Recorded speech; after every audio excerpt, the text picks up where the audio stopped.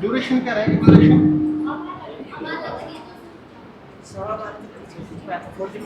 45 minute, ठीक।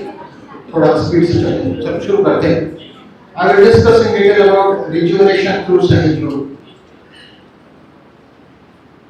रिजुवेशन का हम सब जानते हैं। रिजुवेशन मींस हिंदी में हम कहते हैं नवोन्मेष। अपना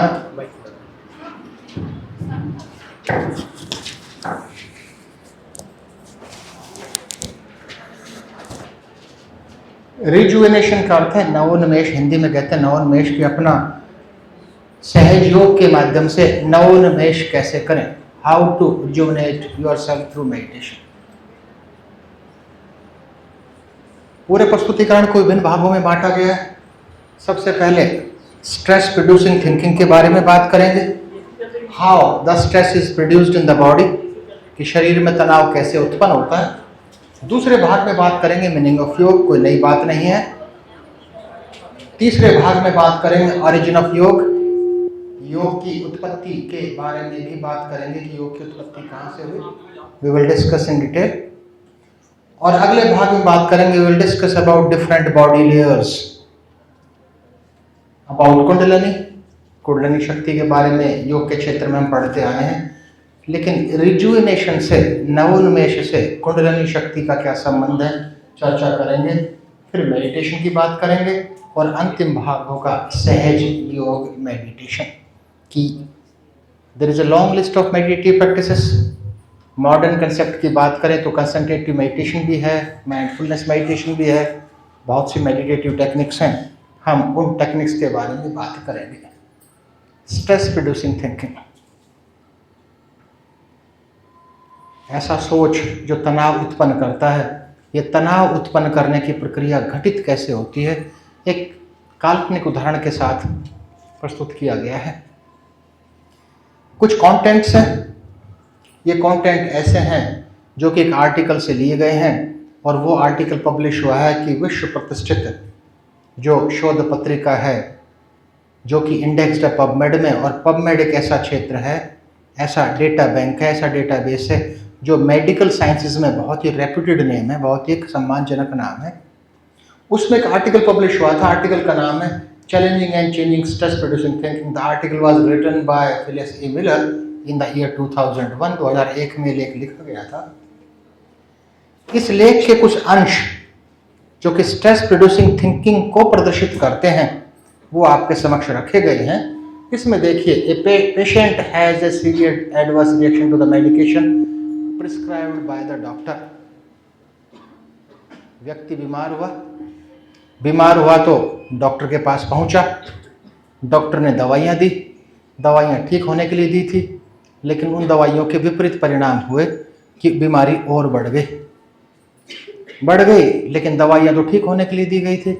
तो doctor was flooded with thoughts, कि डॉक्टर के दिमाग में विभिन्न प्रकार के विचार उत्पन्न होने लगे कि मैंने तो इसको ठीक होने के लिए दिया था और ये तो और गंभीर बीमारी उत्पन्न हो गई। We will compare two different situations. Condition is same, कि डॉक्टर से गलती हुई, डॉक्टर ने गलत दवाई दी। और पहला, let's start with the first,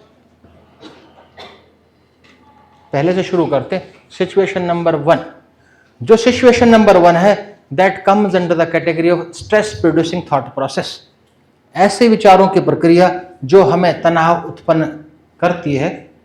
इस डायग्राम को देखने का प्रयास कीजिए फ्रॉम टॉप टू बॉटम।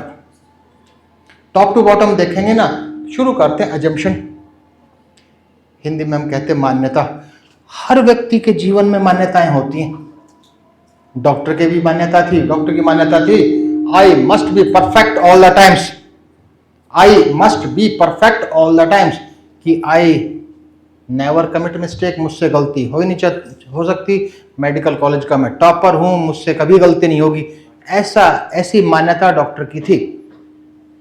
लेकिन doctor committed an error, doctor से गलती हुई, गलत दवाई दी गई, और doctor was escalation takes place. तो I should have known, I will be sued, I am incompetent. अब गलती हो गई। पहले तो ये मान्यता थी कि मुझसे अच्छा डॉक्टर है ही नहीं, ऐसा सोच था, गलती होने के बाद सोच में परिवर्तन हुआ कि आई एम इनकम्पिटेंट, मैं तो असक्षम हूं। एक परिस्थिति ने उसके सोच में परिवर्तन किया और उसके बाद एक्सक्लेशन टेक्स प्लेस, फीलिंग शुरू हुई कि doctor was full of shame, doctor शर्म से भर गया और अंत में फिजिकल सिम्टम्स अपीयर हुए, हेडेक शुरू हुआ और डॉक्टर स्टार्ट टेकिंग अल्कोहल, शराब पीना शुरू किया एंड डॉक्टर ब्लेम्ड अवॉइडेंस, और लोगों से मिलना जुलना उसने बंद कर दिया। एक काल्पनिक उदाहरण है। ये सारी प्रक्रिया क्यों घटित हुई, किस लिए घटित हुई? गलती के कारण, लेकिन रूट कॉज था अजम्पशन, ऐसी मान्यता बना ली थी। अब बात करते हैं सिचुएशन नंबर 2। सिचुएशन नंबर 2 है जिस कैटेगरी में वो है process of realistically evaluating thoughts. Situation is same, situation वही है जो थी, सिचुएशन वही है जो थी, लेकिन इस डायग्राम को, इस पिक्चर को, ये जो पिक्चर आपके सामने है उसको हमने टॉप टू बॉटम देखा था, इसको आप देखिए बॉटम टू टॉप और मूल्यांकन करने का प्रयास करते हैं। शुरू करते हैं हेल्दी अजम्पशन। वहां अजम्पशन था I must be perfect all the times, मैं गलती कर ही नहीं सकता। यहां डॉक्टर की अजम्पशन थी I am not perfect, I will sometime make errors, मैं पूर्णतः सक्षम नहीं हूं, प्रयास किया है कि मैं गलतियां कम से कम करूं, लेकिन every individual is bound to have some error, प्रत्येक व्यक्ति विशेष की बाध्यता है कि उसमें त्रुटियां होंगी, तो मैं भी त्रुटियां कर सकता हूं, ऐसी मान्यता थी। डॉक्टर कमिटेड एरर, डॉक्टर से गलती हुई, डॉक्टर से गलती हुई तो I am uncomfortable but that doesn't mean I am incompetent, मुझसे गलती हुई है लेकिन गलती सबसे होती है, इसका अर्थ ये नहीं कि मैं इनकम्पिटेंट हूं, हो गई तो हो गई। इस तरह की मान्यता थी। उसके बाद इस तरह के विचार उत्पन्न हुए और फीलिंग शुरू हुई। डॉक्टर कंसंट्रेटेड, फोकस किया उसने, सेंसेस तो बढ़ी, परेशानियां तो हुई एंड फिजिकल सिम्टम्स अपीयर हुए, लेकिन सबसे अच्छी बात की कि urgent attention to the crisis and the doctor learn from the mistake, और उसने अपने कुलीग से हेल्प ली और उस मरीज को ठीक कर दिया। कोई नई बात नहीं हम सब के लिए, ऐसी स्थितियां हर व्यक्ति विशेष के जीवन में घटित होती रहती हैं। इन दोनों सिचुएशन सेम थी कि दवाई गलत दी गई थी, सिचुएशन वही थी, लेकिन विचारों की प्रक्रिया, दो विभिन्न प्रकार के विचारों की प्रक्रिया घटित हुई। तो इन दोनों के आधार पर एक कंक्लूजन निकालते हैं, नेगेटिव थॉट्स कैन डिटोरेट। जो दूसरा था, जो नेगेटिव विचारों की प्रक्रिया थी, नेगेटिव थॉट प्रोसेस था, जो दूसरी सिचुएशन में आज काल्पनिक उदाहरण में लिया है हमने, क्या क्या परिणाम होंगे? पर्सनल मेंटल हेल्थ, हमारे मानसिक स्वास्थ्य को प्रभावित करता है। मानसिक स्वास्थ्य क्या है? मानसिक स्वास्थ्य क्या है? मेंटली फिट क्या है? वही तो मेंटली फिट का तो एक मेंटली फिट शब्द आमतौर पर उपयोग में नहीं लाया जाता। अगर गहराई से मेंटल हेल्थ है क्या? मेंटल बस रिलेटेड टू माइंड। माइंड क्या? माइंड डांस करेगा, भरतनाट्यम करेगा, क्या करे माइंड? क्या उसकी बहुत सारी सिम्टम्स हैं मानसिक स्वास्थ्य की, यदि कोई वेरी गुड है, वो लगभग आंसर के नजदीक हैं। मेंटल डिसऑर्डर्स, दोनों बिंदुओं को क्लियर करता हूं। पहला बिंदु तो है absence of mental disorders can be considered as a symptom of a good health. कोई कहे कि मुझे मानसिक व्याधि नहीं है, मेरा तो मानसिक व्याधि है नहीं, तो मेरी मेंटल हेल्थ अच्छी है, नहीं हो भी सकती है, नहीं भी हो सकती। पहली बात, जरूरी नहीं है कि मेंटल हेल्थ, मेंटल डिसऑर्डर नहीं हो और आपकी mental health up to the mark हो, जरूरी नहीं है ये। उन्होंने कहा मेंटल हेल्थ को अगर सरल शब्दों में हम समझें तो ये है बैलेंस्ड स्टेट, संतुलन की अवस्था। किसकी? सेल्फ एंड एनवायरनमेंट, वही मेंटल हेल्थ और कुछ भी नहीं। Mental health is a state of the balance between self and environment. If we are able to accommodate to the environment, it means we are having a good mental health. यदि आप अपना अनुकूलन environment के साथ कर लेते हो तो mental health up to the mark है। If you are unable to accommodate yourselves to the environment, सब एक जैसे तो मिलेंगे नहीं आपको, हर तरह के व्यक्ति समाज में मिलेगा, लेकिन किसी के साथ सामंजस्य स्थापित कर पा रहे हैं, किसी के साथ नहीं कर पा रहे, it means mental health is not up to the mark. पहली बात, जो सामंजस्य स्थापित करना, ये बैलेंस स्टेट। ठीक, मेंटल हेल्थ प्रभावित होगी, क्या मेंटल हेल्थ ही प्रभावित होगी? नहीं, फिजिकल हेल्थ भी प्रभावित होगी। क्यों होगी? अभी चर्चा करते हैं।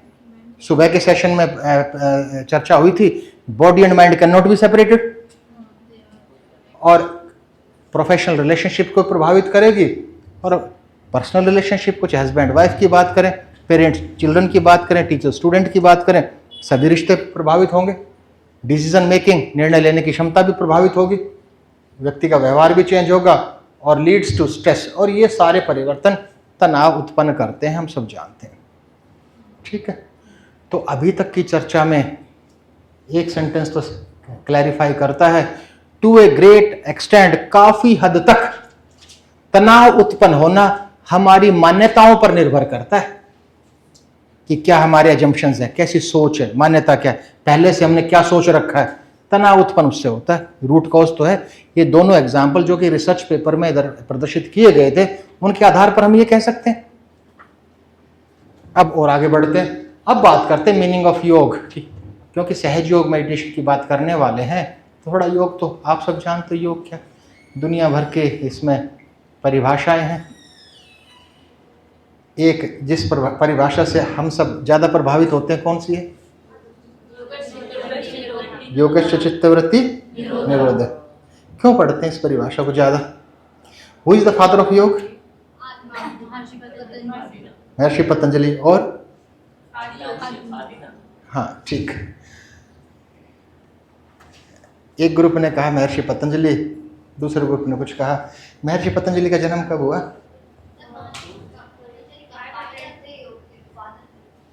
नहीं, छोड़ दो, अब उसको पीछे नहीं जाएंगे, अब तो आगे की चर्चा करें ना। भाई आपने कहा, किसने तो कहा ना, थोड़ा सा डिस्कशन करते हैं, थोड़ा सा। महर्षि पतंजलि का जन्म शायद 184-128 BC के आसपास हुआ, 2-2,500 साल पहले।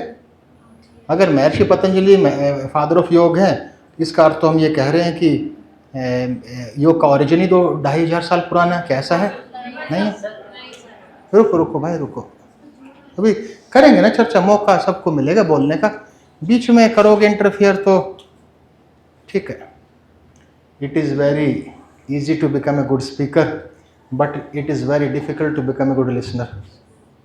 बोलने वाला बनना आसान है। एक लेक्चर में हमेशा देता हूँ कम्युनिकेशन स्किल्स पर, संप्रेषण कौशल पर। हमेशा एक हैबिट है, रखनी चाहिए हम सबको, मुझे भी, कि कोई वक्ता बोल रहा है, जब या तो उस पर्टिकुलर क्षेत्र की बात पूरी हो जाए, उसके अंत में हम वार्तालाप करें, क्वेश्चन आंसर, या after the end of the session. ठीक है, छोड़ते हैं इस बात को यहीं। अगर नॉन हिस्ट्री की भी बात करें ना, अब तो वो तो जो आप कह रहे हो आदि, वो तो अननोन हिस्ट्री है भाई, साक्ष्य तो ऐसा तो नहीं है। लेकिन अगर नॉन हिस्ट्री की बात करें, नॉन हिस्ट्री, ज्ञात इतिहास, जिसके साक्ष्य हमारे पास 3900 BC की भी तो है, इंडस वैली में, सिंधु घाटी की सभ्यता में तो दुनिया भर के एविडेंसेस हैं। मुद्राओं पर भद्रासन है, रोक इंस्क्रिप्चर्स, पस्तर अभिलेखों पर कुछ लिखा हुआ है दुनिया भर के। तो महर्षि पतंजलि का नाम, क्योंकि आप सबने कहा कि परिभाषा महर्षि पतंजलि की योगस्य चित्तवृत्ति निरोध है, क्योंकि महर्षि पतंजलि का नाम उन सब योगियों में से सबसे अधिक प्रचलित इसलिए हुआ कि महर्षि पतंजलि गेव योग ए साइंटिफिक बेस। उससे पहले पारंपरिक ट्रेडिशनल योग का अभ्यास होता था। तो क्योंकि महर्षि पतंजलि पहले थे जिन्होंने योग को एक वैज्ञानिक आधार प्रदान किया, इसलिए वो ज्यादा अधिक प्रसिद्ध हो गए। दुनिया भर के अब अलग अलग है। वेदों में जन्म मरण के बंधन से मुक्त होना योग कहा गया, उपनिषद में अप्राप्त को प्राप्त करना योग कहा गया, गीता में, भगवत गीता में अलग अलग रूपों में कहा गया है, सम विषम परिस्थितियों में समान बने रहना योग है, या हाँ, और या फिर कर्मों में कुशलता, योग कर्म सुकौशलम की बात की गई। छोड़ते हैं, आप ही ने कहा था, वो संयोग ऐसा है कि जो अर्थ आपने कहा था उसी अर्थ को यहाँ लिया गया है महर्षि पतंजलि का, कि yoga is a cessation. Yoga is a cessation. Cessation means to stop, रोकना, नियंत्रित करना। तो what we have to cessation किसका? Thought waves. वृत्ति है क्या? थॉट वेव्स है भाई। अगर एक सामान्य भाषा में, वृत्ति योग की भाषा है, सामान्य भाषा में कहें तो थॉट वेव्स है। तो cessation of the thought waves is known as yoga. लेकिन प्रश्न उठता है, since we all are curious by nature, कि from where these thought waves originates, ये थॉट वेव विचारों की लहरें उत्पन्न कहां से होती हैं? चित्त से ना, मन से नहीं होती, चित्त से। तो चित्त क्या है? Chitta is the entirety of human mind is known as chitta. और जितने भी ये जो भी हम कुछ करते हैं, आज भी ये जो घटित हो रहा है, मैं बोल रहा हूं आप सुन रहे हो, एवरीथिंग इज स्टोर्ड इन अवर चित्त, मेरे में भी आप में भी। And this will be stored at the unconscious mind में भी। अनकॉन्शियस माइंड तो बहुत at the depth of unconscious mind. अगर ऊपर ऊपर रहता तो तुरंत मेमोरी 10 साल पहले आपको कुछ स्मरण है, कभी कभी उछाल मारते हैं, क्योंकि these are stored in the depth of unconscious mind. अचेतन मन की गहराई में संग्रहित होते हैं। लेकिन दिस कॉस्मिक माइंड है, ये जो माइंड स्टफ है, that is a cosmic mind, that is individualised in nature, that is a small portion of that cosmic mind. तो दैट इज नोटिसेबल एवरीवेयर। तो ये हमने कहा cessation of the thought waves of mind stuff. दोनों बातों को correlate करते हैं, दोनों बातों का सहसंबंध स्थापित करते हैं। पहले तो हमने बात की थी दो प्रकार के विचारों की, लहरों की, जो उत्पन्न हुआ था, थॉट प्रोसेस, विचारों की प्रक्रिया, एक नेगेटिव था एक पॉजिटिव था। अगर वो भी, पहला तो ऑप्शन हमारे पास कि पॉजिटिव थॉट प्रोसेस हो, दूसरा ऑप्शन है अगर यही अपना लिया जाए कि cessation of the thought waves of mind stuff, तो यह भी तो हमारे पास एक उपाय है। लेकिन उससे पहले एक जान लीजिए अभी बॉडी माइंड कनेक्शंस को। क्यों ऐसा? क्योंकि मेडिटेशन की बात करने वाले हैं, तो body mind connections, body mind connections के बारे में बात करें तो 17वीं शताब्दी में वेस्टर्न वर्ल्ड में, हम कितना ही कहें कि हम बहुत आगे रिसर्च में, अनुसंधान में हैं, कुछ मामलों में, कुछ क्षेत्रों में आज भी हम वेस्टर्न वर्ल्ड पर डिपेंड है। बेशक हमारा कितना ही अनुसंधान के क्षेत्र में हम अग्रणी हैं, ठीक। वेस्टर्न वर्ल्ड में 17वीं शताब्दी में एक मान्यता बनी हुई थी कि बॉडी और माइंड है टू डिस्टिंक्ट पार्ट्स है। कितनी आश्चर्य की बात थी कि शरीर का मन से और मन का शरीर से कोई संबंध है ही नहीं। इस तरह की मान्यता थी कब? 17वीं शताब्दी में। बट ये चार शब्द देखिए, थॉट्स, फीलिंग्स, बिलीफ, एटीट्यूड। विचार, भावनाएं, विश्वास या जो हमारा एटीट्यूड है, ये चारों किससे संबंध रखते हैं? शरीर से या मन से? सीधी सी बात है ना, ये चारों मन से संबंध रखते हैं। लेकिन ये चारों ही पॉजिटिवली और negatively effect how our body works. यानी हमारे शरीर को हमारी भावनाएं भी प्रभावित करती हैं, हमारे विचार भी प्रभावित करते हैं, हमारी बिलीफ भी प्रभावित करती है, हमारा एटीट्यूड भी प्रभावित करता है, जबकि ये चारों उत्पन्न होते हैं मन से। तो ये तो स्ट्रॉन्ग रिलेशन है। तो निष्कर्ष हम कह सकते हैं there is a powerful mind body connection. बहुत ही एक मजबूत संबंध है बॉडी और माइंड का, तो which the emotional, social, spiritual, behavioral factors can directly affect your health। कि ये जितने भी हमारे ये इमोशनल फैक्टर्स, संवेगात्मक कारक हैं, सामाजिक कारक है, आध्यात्मिक कारक है, व्यवहार संबंधी कारक हैं, वो हमारे स्वास्थ्य को प्रभावित करते हैं। डिपेंड करेगा कि वो पॉजिटिव है, सकारात्मक है या नकारात्मक। हम बात कर रहे हैं बॉडी माइंड कनेक्शंस की। अब प्रश्न उठा कि ये बॉडी माइंड कनेक्शंस कितने प्रकार से घटित होता है। चाहे हम बॉडी माइंड कनेक्शंस की बात करें या माइंड बॉडी कनेक्शन की बात करें, बात वही है, दोनों की एक ही बात है। तो there are two types of connections. One is automatic, स्वचालित, वो अब भी चल रहा है, कनेक्शन है, बॉडी माइंड का चल रहा है, नो वन कैन चेंज कर ही नहीं सकता। और ये दिशा अनुरूप, as per the directions, this may exist in two different directions. दो दिशाओं में हो सकता है कि माइंड से शुरू होकर शरीर को प्रभावित करे, या शरीर में कुछ घटित हो माइंड को प्रभावित करे। माइंड टू बॉडी या बॉडी टू माइंड हो सकता है। लेकिन these are automatic connections. Automatic है, कुछ भी कर, anything that exist in our mind automatically, essentially that will effect our body. Anything that exist in our body automatically that will effect our mind. दूसरा है डेलिब्रेट। कितनी महत्वपूर्ण बिंदु है, जो हम स्वेच्छा से करते हैं, डेलिब्रेट एक्टिविटी, जो हम स्वेच्छा से घटित करते हैं। और ये डेलिब्रेट भी दो दिशाओं में है, deliberated mind body and deliberated body mind expressions.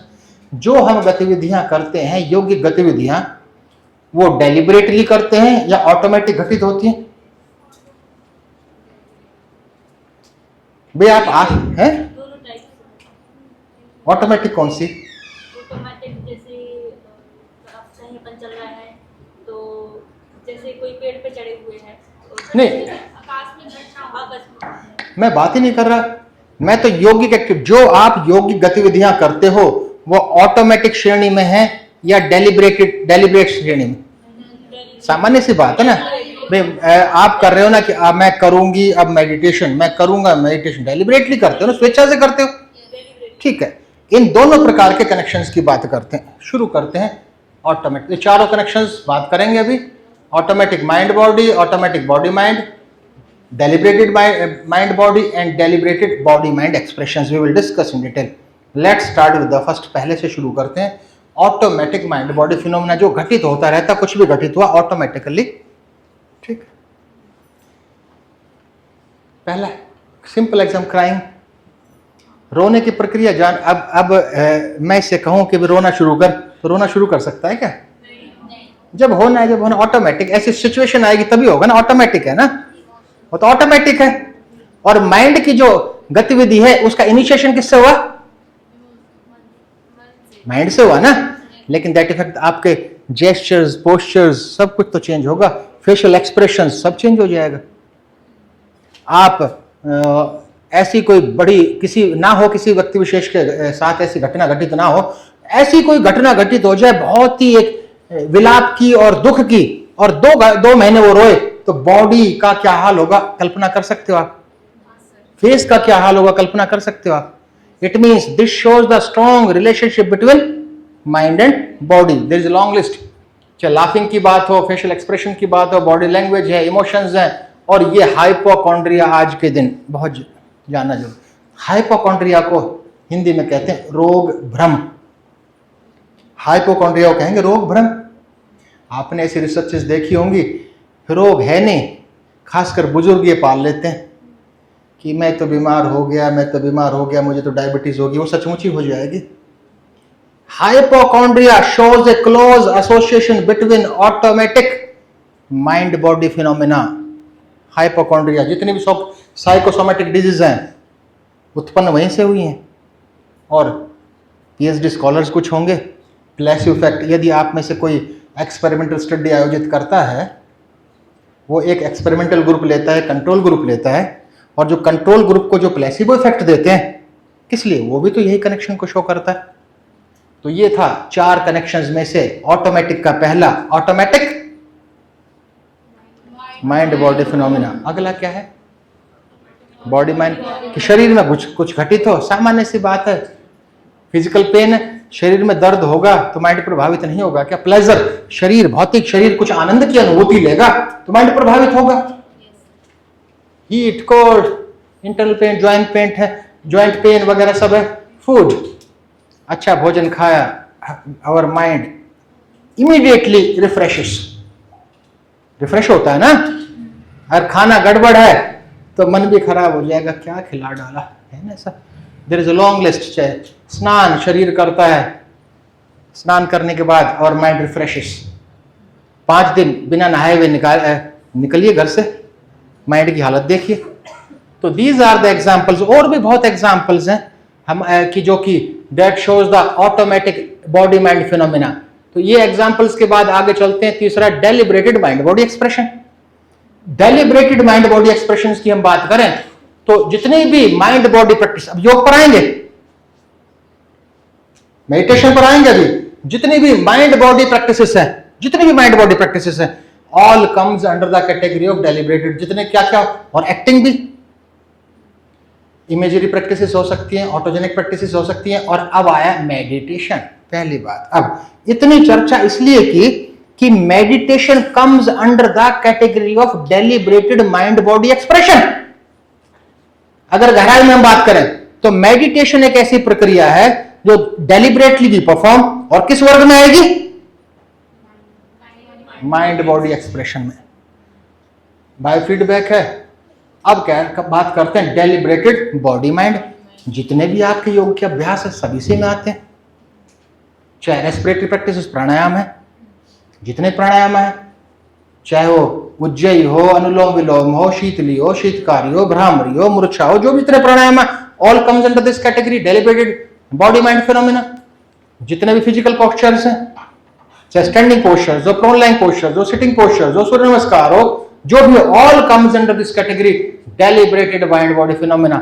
और वहां जो सुबह सर बैठे थे उन्होंने एक प्रश्न पूछा था, और जो आजकल ट्रेंड है कि प्रोग्रेसिव रिलैक्सेशन टेक्निक्स, कि प्रोग्रेसिव रिलैक्सेशन टेक्निक्स आजकल जितने भी प्राइवेट योग सेंटर चलाते हैं कोई, तो शवासन के साथ साथ या दूसरे अपने अभ्यास के साथ साथ वो प्रोग्रेसिव रिलैक्सेशन टेक्निक्स का अभ्यास भी करवाते हैं, क्योंकि इसके इमीडिएट इफेक्ट भी है और डिलेड इफेक्ट भी है। तो we should practise progressive relaxation techniques, जो कि कितने चरणों में आयोजित की जाती है, याद कीजिए, सुबह बात हुई थी। This is practised in 3 different phases. First we contact the muscles, we concentrate on that, meditate on that, we relax the muscles, we concentrate on that. और तीसरे फेज में we try to differentiate between the contraction and relaxation. ये प्रक्रिया थी। इससे simple क्या होगा, सिंपलेस्ट अभ्यास है, बिल्कुल सरलतम अभ्यास है।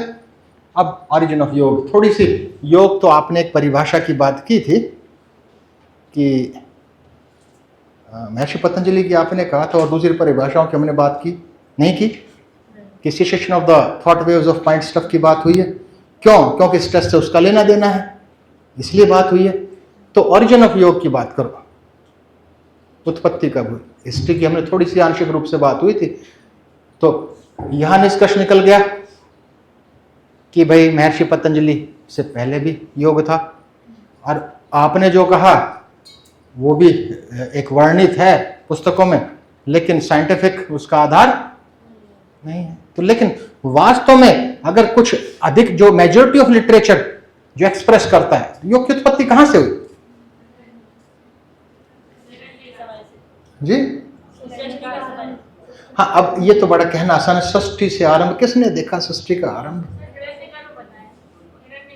अब हिरण्यगर्भ है, वो लिखा है, ठीक है, मुझे प्रूव करो भी कैसे, थोड़ा सा समझाओ मुझे भी।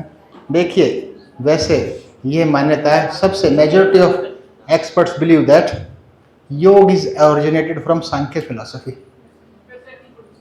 ठीक है, सांख्य फिलॉसफी से उत्पत्ति माने गई। अब अलग अलग मान्यताओं है, कोई डिबेट का इशू नहीं है, हम तो केवल मेडिटेशन को जानने का प्रयास कर रहे हैं, लेकिन सांख्य फिलॉसफी से उत्पत्ति हुई, इतना सा। और सांख्य फिलॉसफी क्या कहती है? How many constituents are of body? नहीं, शरीर किससे बना है? नहीं, हम तो जो सांख्य फिलॉसफी की जड़ की बात कर रहे हैं, पुरुष और प्रकृति। ठीक से, अच्छी बात है, पुरुष और प्रकृति। पुरुष क्या है, प्रकृति क्या है पहला?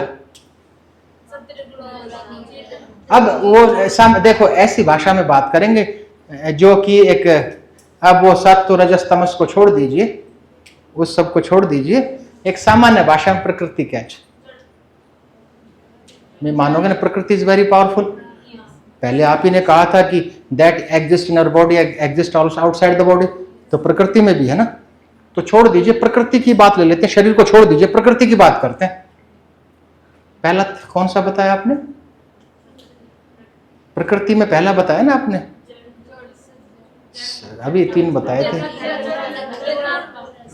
पहला कौन सा? सत्व है, यानी कि in this universe something enlighten अस, नए नए आविष्कार, खोज खाज, ज्ञान प्रदान हो रहा है, that element is known as sattva. और पृथ्वी के चारों तरफ वो घूम रहा है, चंद्रमा, सूर्य, ब्रह्मांड चल रहा है, कुछ चलायमान तो शक्ति है, वो कौन सी होगी? रजस। और बीच बीच में अवरोध भी पैदा हो रहे हैं, वो कौन सी होगी? तमस। इतनी सी तो बात हम सब जानते हैं, और यह भी जानते हैं तीनों के बीच में संतुलन बना रहे। नहीं बना तो डिसबैलेंस मीन्स प्रकृति का ठीक अपोजिट विकृति हो, उसी का ठीक अपोजिट वर्ड ले लीजिए। ये तो हो गया प्रकृति, दैट इज वेरी पावरफुल। और दूसरा क्या बताया आपने? पुरुष। पुरुष क्या है? अब इस बच्चे ने कहा आत्मा, तो मैंने तो देखा नहीं कहीं लिखा हुआ आत्मा। बेशक कोई प्रगाढ़ विद्वान कहते हो आत्मा, बताओ आत्मा। चेतन। ये भी कहीं कोई लिटरेचर का नाम बताओ जहां लिखा हो प्योर कॉन्शियसनेस। हाँ, नहीं क्या, अब वो तो इन्फ्यूज कर दिया, अपने व्यक्तिगत विचार उड़ेल दिए लोगों ने। क्या बताया आपने? पुरुष। पुरुष है ना। इसको इसके शाब्दिक अर्थ से अर्थ निकालो ना, शाब्दिक अर्थ है इसका। पुर क्या होता है? पुर, कानपुर, रायपुर, भरतपुर, पुर। पुर पुर का अर्थ होता है बाउंड्री। अगर हम एक अर्थ की बात करें इसकी, पुर मीन्स बाउंड्री, पुर मीन्स बाउंड्री, कि भाई ये जगह रही होगी राय नाम की, चारों तरफ एक इतने ये एरिया है और रायपुर कहलाएगा, ये कानपुर कहलाएगा। पुर मीन्स बाउंड्री, पुर। और दूसरा शब्द है शय। शय means restful unit, restful unit, यानी restful unit that resides in the body boundary. शरीर नाम की एक सीमा रेखा में जो रेस्टफुल कंडीशन में निवास करती है, that is known as a purusha. अब वो रेस्टफुल निवास में इंटरप्रिटेशन अपना कर दिया क्या? अभी जो बच्ची बता रही थी, आत्मा। क्लियर हो गया? तो योग की उत्पत्ति हुई, तो ये मान्यता है काफी, एक लिटरेचर में आप देखेंगे तो, कि सांख्य फिलॉसफी के जो कि जिसमें दर्शाया गया है there are two constituents of the body, that is purusha and prakriti. उसमें से उसका थ्योरेटिकल पार्ट को अलग करके प्रैक्टिकल पार्ट अधिक निकाल कर जो अलग विषय का निर्माण कर दिया गया, दैट इज नोन एज योग। ठीक है ना? ऐसा आगे चलते हैं, लेकिन हमारा उद्देश्य तो है मेडिटेशन में, मेडिटेशन की चर्चा कर रहे हैं। तो अब बात करते हैं बॉडी लेयर्स की, थोड़ी सी बॉडी लेयर्स की बात कर लेते हैं। और आई होप, हाँ बेटा बताओ।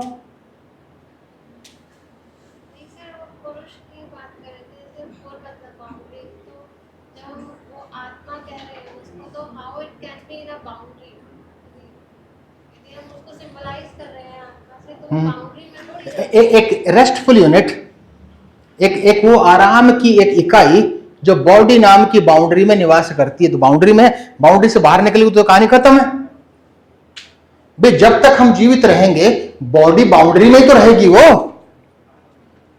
भाई, शरीर की सीमा रेखा में ही तो रहेगी, नहीं रहेगी। और जिस दिन छोड़ दिया बाउंड्री से बाहर गई, तो ये तो एक लॉजिक है ना, तो इट्स लॉजिकल। हाँ, फिर हो सकता है दूसरी बाउंड्री नहीं, ये तो खैर अभी साक्ष्य पर आधारित बात नहीं है, लेकिन हाँ, it is believed that search, हाँ ठीक। अब बात करते हैं बॉडी लेयर्स की। कोई नई बात नहीं है, आप सब जानते हो, लेकिन जो इसका अंतिम भाग जो होंगे ना, वो थोड़ा सा हो सकता है आपके लिए नयापन हो। बॉडी बाउंड्री बात की थी मैंने कि we spent most of the time of our life to glorify our physical body. हमारे पास 3 है, फिजिकल बॉडी है, जन्म हुआ, विकास हुआ, स्टैग्नेशन है, डिटोरेशन हुआ, डेथ, जिसको कि आप क्या कहते हैं योग की भाषा में? अन्नमय कोश। देयर आर 3 कोशास, अन्नमय कोश।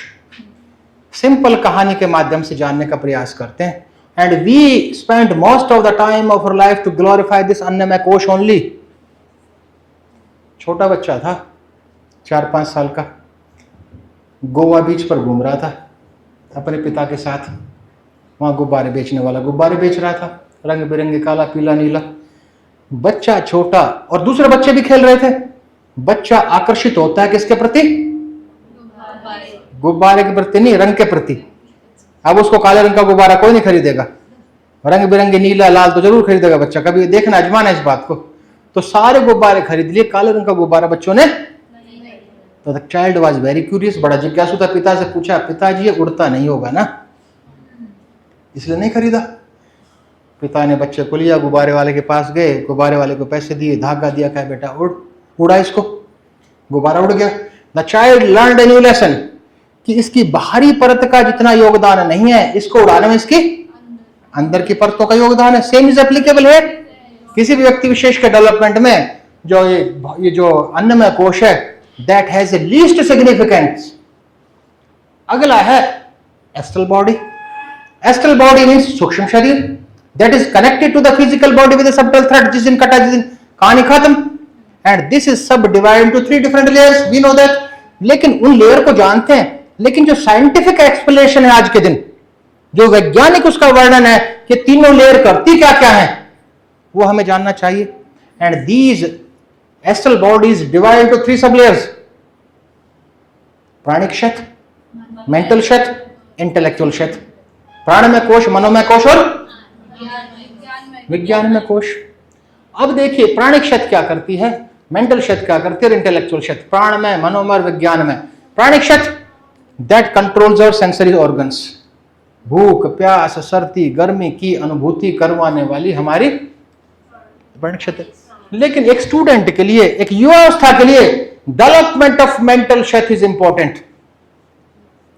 ये मेंटल क्षेत्र, मनोमय कोश का विकास सबसे महत्वपूर्ण है। अब प्रश्न उठा कि मनोमय कोश का, मेंटल क्षेत्र की क्या भूमिका है किसी भी व्यक्ति विशेष के जीवन में। थॉट्स, किस प्रकार के विचार उत्पन्न होंगे, that depends on the development of mental क्षेत्र। डाउट्स, कोई व्यक्ति शंकित होगा नहीं होगा, इस पर निर्भर करेगा। एक्सेलरेशन, हर्षोल्लास में ले जाने वाली भी हमें मेंटल क्षेत्र है। यदि हम बात करें डिप्रेशन, स्पेलिंग गलत है, डिप्रेशन, अवसाद में ले जाने वाली भी यही है। डिल्यूजन, हमें भ्रम में डालने वाली भी यही है। तो these are the 5 terminologies which are closely associated with the development of mental क्षेत्र। और इन 5 टर्मिनोलॉजीज का सीधा संबंध है हमारे एक विद्यार्थी जीवन के साथ।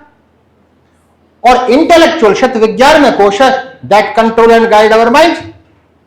Our mind works under the direction of intellectual क्षेत्र। और discrimination, what is right, what is wrong, that is decided by this।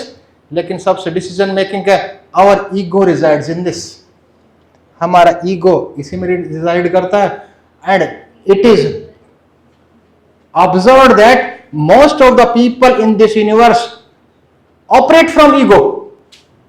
जो माइंड के जो कॉर्नर ईगो है ना, हम सब में से अधिकतर उस ईगो से ऑपरेट करते हैं। तीसरी क्षेत्र क्या है, वे 2 की बात कर ली ना हमने, कॉजल बॉडी, कारणमय शरीर। कॉजल बॉडी क्या है, सीड बॉडी है। A blueprint of a plant, it will produce. लेकिन सबसे महत्वपूर्ण कथन है, these control the formation growth of the other 2 bodies. इससे महत्वपूर्ण कथन क्या होगा, आप कितना भी अच्छा कुछ भी कर लो, अगर यह वीक है, development of annamaya and manomaya, astral body and causal, astral body and physical body is not possible. वो तो वीक रहेगी। ये कंसेप्ट हमने किया, ठीक है। आगे चलते हैं एक और, अब मेडिटेशन की बात, नाड़ियों की बात, थोड़ा सा माइक्रोवेसल्स की बात, and we will discuss about how the practice of Sahyog practically will do. Practical भी हम करेंगे। अब सर आगे प्रैक्टिकल करें, practical session, how to practice Sahyog meditation. ठीक, बैठिए, सिट इरेक्ट। और बीच में, क्योंकि हमारा उद्देश्य यहाँ अभी प्रैक्टिस करना नहीं है, हमारा उद्देश्य सीखना। बीच बीच में जहां आपको आवश्यकता लगे कि हाँ नोट करने के लायक है, तो आप नोट करते रहिए। एंड इस अभ्यास का मैं इसलिए भी कह रहा हूं आपको कि I also regularly practice this meditation, सहज योग meditation. I also regularly practice this. शुरू करते हैं, सिट इरेक्ट, किसी मेडिटेटिव पोस्चर में। मॉडर्न कंसेप्ट क्या है मेडिटेशन का, कितने भागों में बांटे। अगर मॉडर्न कंसेप्ट दुनिया भर के, आपके यूं तो प्राण धारणा की बात करें, वी धारणा की बात करें, प्रखर धारणा की बात करें, दुनिया भर की, लेकिन मॉडर्न कंसेप्ट की बात करें, वो तो प्राणायाम का हिस्सा हो गया। इंग्लिश एक्सलेशन, मेडिटेशन की जो मॉडर्न कंसेप्ट है ना, जो आज के दिन, that is divided into 2 different types of meditative practices. One comes under the category of concentrative meditation, another is mindfulness meditation, and it is very difficult to practice concentrative meditation, but it is very easy to perform mindfulness meditation। ठीक है, लेकिन अभी तो सहज योग meditation करेंगे। This concept is has been given by Shri Mata ji Nirmala Devi in the year 1970 and has seen spread all around the world. जो इस मेडिटेशन का कंसेप्ट है, अवेकनिंग ऑफ कुंडलिनी, जो स्पिरिचुअल पावर है उसको अवेकन करना। ठीक है, हर मेडिटेशन प्रैक्टिस की अलग अलग तरीका होता है। जो आज सहज योग मेडिटेशन की जो बात हम करने वाले हैं, वो श्री माता जी निर्मला देवी द्वारा कंसेप्ट दिया गया है। पोस्चर यही रहेगा, लेकिन कोई मुद्रा नहीं रहेगी। Place your palms on your knees with stretched palms, एक रिलैक्स पोजिशन में, उंगलियां मिली नहीं रहेंगी, बैठ जाइए। पाम्स फेसिंग अपवर्ड, हथेलियों की दिशाओं पर, कोई मुद्रा नहीं, कुछ नहीं, स्ट्रेच्ड पाम के साथ करेंगे हम, स्ट्रेच्ड पाम के साथ हम करेंगे, कोशिश करेंगे। और अगर प्रभावशाली रहा तो you will feel the vibrations, आप एक वाइब्रेशन फील करेंगे अगर इसको प्रभावशाली तरीके से आप कर पाए तो। ठीक। फर्स्ट सेलेक्ट एनी फील्ड, मेरी तरफ नहीं देखना है, कोई भी एक फील्ड, कोई अक्षर, कोई बिंदु, दीवार, जहां सामने, किसी फील्ड को सेलेक्ट कर लीजिए, उस फील्ड को, and we will practice with open eyes, खुली आंखों से हम अभ्यास करेंगे। सेलेक्ट ए फील्ड, जैसे कैमरे से वो गुड़िया फोटो खींच रही थी, पहले वो फील्ड को सेलेक्ट करती है और फिर फोकस को नैरो नैरो कर कर जहाँ की फोटो लेनी होती है वहाँ जाना है। तो आप सेलेक्ट कर लीजिए फील्ड और नैरो योर फोकस, और उस पर फोकस को नैरो नैरो नैरो नैरो करते रहिए। ठीक, और उस फील्ड को नहीं छोड़ना है।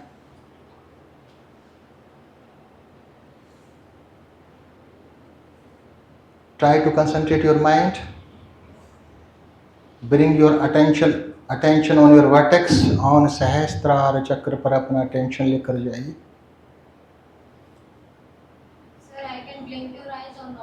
ब्लिंक तो करना है, ऐसे कैसे संभव है?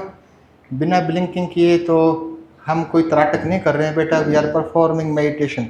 नॉर्मल ब्लिंकिंग जो है, नॉर्मल ब्लिंकिंग है वो करना है, नॉर्मल। हमारा चित्त शास्त्रार पर है, our concentration is on our चित्त।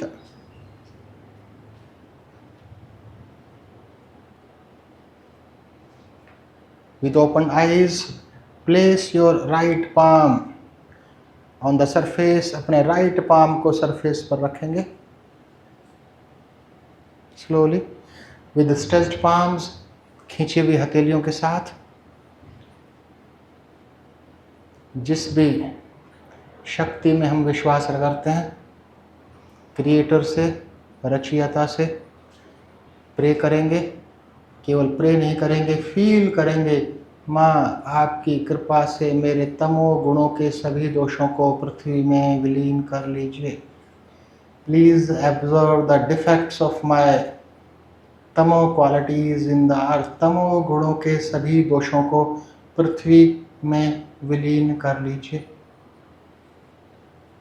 Please try to feel the flow, flow महसूस करना है कि शरीर के तमो गुणों संबंधित सभी व्याधियां इकट्ठी होकर हथेली से पृथ्वी तत्व में समा रही हैं।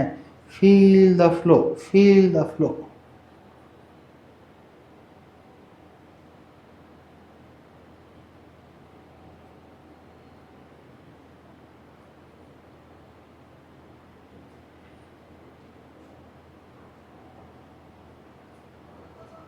धीरे से हाथ को आरंभिक अवस्था में ले आएंगे, हथेली को,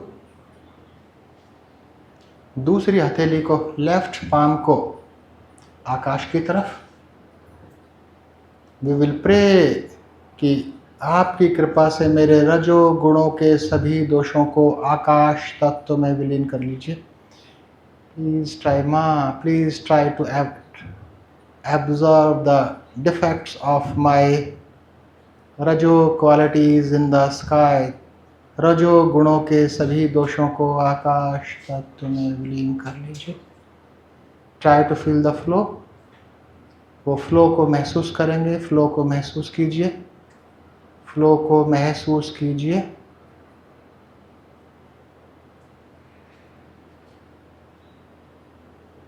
धीरे से हाथ को आरंभिक अवस्था में,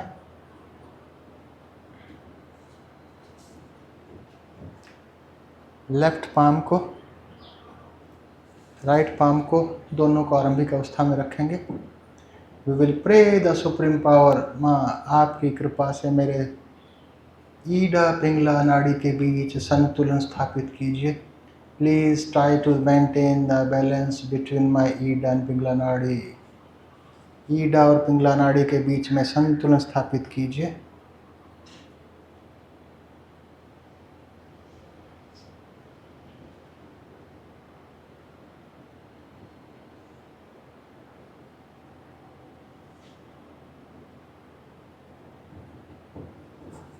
लेफ्ट पाम को सोलर प्लेक्सस पर, लेफ्ट पाम को बाईं हथेली को राइट एब्डोमेन पर प्लेस कर दीजिए। प्रे करना है, प्लीज़ माँ, प्लीज़ कंसंट्रेट माय माइंड। माँ, आपकी कृपा से मेरे मन को एकाग्र कीजिए। अपने मन को एकाग्र करने का प्रयास कर रहे हैं।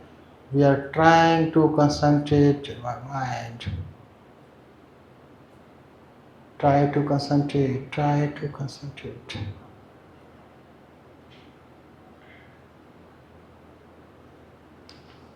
लेफ्ट पाम नी पर, राइट पाम को हृदय पर, अनाहत चक्र पर प्लेस करना है। माँ, आपकी कृपा से हम आत्मा हैं, हम सभी एक आत्मा हैं। Try to feel we all are soul, हम सब एक आत्मा हैं। आपकी कृपा से हम सब एक आत्मा हैं।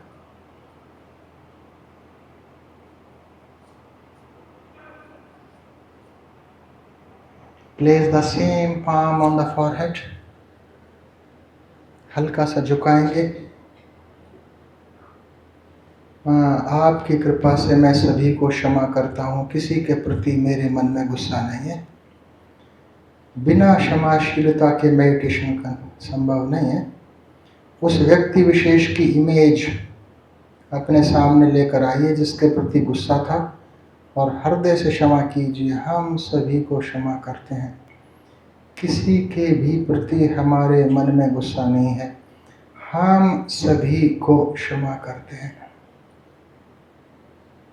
हम सभी को क्षमा करते हैं। इसी पाम को स्ट्रेच करते हुए प्लेस करना है। क्लॉकवाइज डायरेक्शन में सर के ऊपर रखने के बाद क्लॉकवाइज डायरेक्शन में 7 बार घुमाना प्रेस के साथ। 1 2 3 4 5 6 7। और आरंभिक अवस्था में, मेडिटेशन की अवस्था में बैठ जाइए with stretched palms. Try to feel the vibrations in our vertex.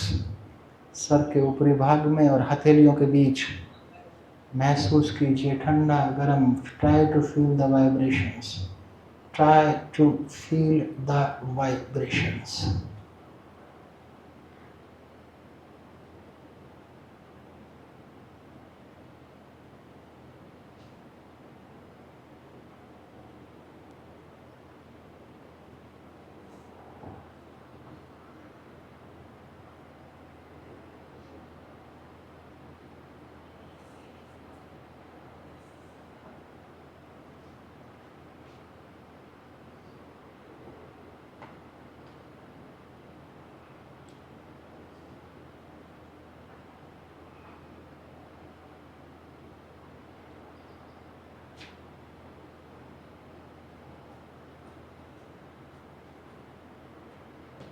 धीरे से हाथों को रब करेंगे, फेस पर मलेंगे। मैं पहले आपको कह चुका था कि हम मेडिटेशन कर नहीं रहे हैं, हम मेडिटेशन करने की प्रक्रिया सीख रहे हैं। हमने प्रत्येक स्टेप पर बहुत कम समय दिया है। हमें प्रत्येक स्टेप, जितने भी स्टेप्स थे, we have to give more time on every step. और जो लास्ट स्टेप था, we should sit 5 to 10 minutes in that. So you will feel that will lead to the rejuvenation. तो ये हमने किया सहज योग मेडिटेशन का अभ्यास। The concept is given by Shri माताजी Nirmala Devi in the year 1970।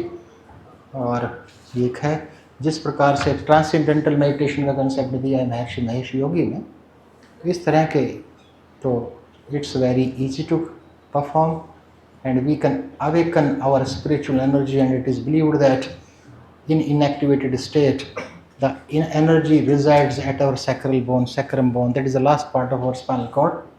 और बात हो चुकी है कि उसमें इनॉग्रल सेशन में कि we should not link योग with any religion, और इसकी चर्चा तो लगभग सब धर्मों में है। इंडियन आइकोनोग्राफी की बात करें, एक हदीस अबू हुरैरा द्वारा रचित है, मुस्लिम्स का, उसमें भी है कि यह हड्डी कभी नष्ट नहीं होगी, अल्लाह इससे नए शरीर का निर्माण करेंगे। सैक्रल बोन के बारे में कहा गया है। हर किसी न किसी रूप में कहा गया है, तो वी शुड नॉट लिंक योग विद एनी रिलीजन। तो एक बार फिर आप सबको धन्यवाद कि एक सीमित समय में प्रयास किया गया आपको कुछ ऐसी बातें बताने का। हो सकता है उनमें से कुछ आपके लिए नई हो, कुछ आपके लिए नई ना हो। Thank you very much.